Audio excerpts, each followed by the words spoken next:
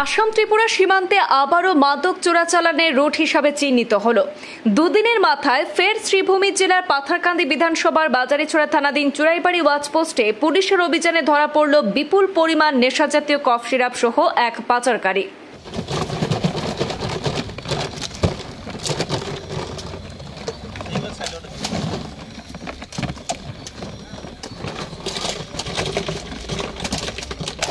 বৃহস্পতিবার বিকেলে চুরাইবাড়ি ওয়াচপোস্টে পুলিশের তৎপরতায় বিপুল পরিমাণ নেশাজাতীয় কফ সিরাপ বাজেয়াপ্ত হয়েছে। এই ঘটনায় জড়িত সন্দেহে ত্রিপুরার এক যুবককে আটক করা হয়েছে। পুলিশ সূত্রে জানা যায়, নিয়মিত তল্লাশির অংশ হিসেবে বৃহস্পতিবার রাতে চুরাইবাড়ি ওয়াচপোস্টের নাকা চেকিং পোস্টে কর্তব্যরত পুলিশ কর্মীরা আসাম সীমান্ত পেরিয়ে ত্রিপুরা সীমান্ত প্রবেশের মুখে TRV01X1858 নম্বরের একটি গাড়ি আটক করে। আইসি প্রণব মিলির নেতৃত্বে গাড়িতে তল্লাশি চালায় কর্তব্যরত পুলিশ কর্মীরা। এতে পুলিশের চোখে পড়ে বেশ কয়েকটি ড্রাম। সেগুলি খুলে দেখা যায় ভেতরে রয়েছে নেশাজাতীয় কফ সিরাপ। উদ্ধার হওয়া কফ সিরাপ ভর্তি ড্রামের সংখ্যা মোট 21টি, আর প্রতিটি ড্রামে ছিল 30টি করে নেশাজাতীয় কফ সিরাপের বোতল। সব মিলিয়ে বাজেয়াপ্ত করা হয়েছে 700টি বোতল। এতে সঙ্গে সঙ্গে পুলিশ ঘটনাস্থলে গাড়ি থেকে আটক করা হয় ত্রিপুরার বাসিন্দা উৎপল রায়কে।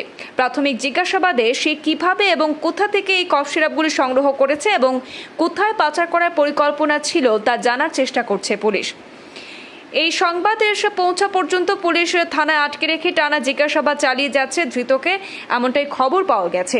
অভিযানকারী বাহিনী ধারণা করছে যে সীমান্ত এলাকা ব্যবহার করে সক্রিয় রয়েছে একটি বড় মাদক চক্র, যারা প্রতিনিয়ত বিভিন্ন চালানের মাধ্যমে আসাম ও ত্রিপুরা জুড়ে এই ধরনের নেশাজাতীয় দ্রব্য পাচার করছে।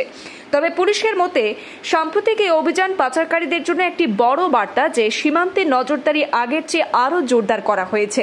স্থানীয় পুলিশ প্রশাসন তথা চুরাইবাড়ি ওয়াচপোস্টের আইসি প্রণব মিলি জানিয়েছেন, মাদক বিরোধী অভিযান অব্যাহত থাকবে এবং এর সঙ্গে জড়িত মূল মাস্টারমাইন্ডদের হদিশ বের করতে পুলিশ তদন্ত অব্যাহত রেখেছে।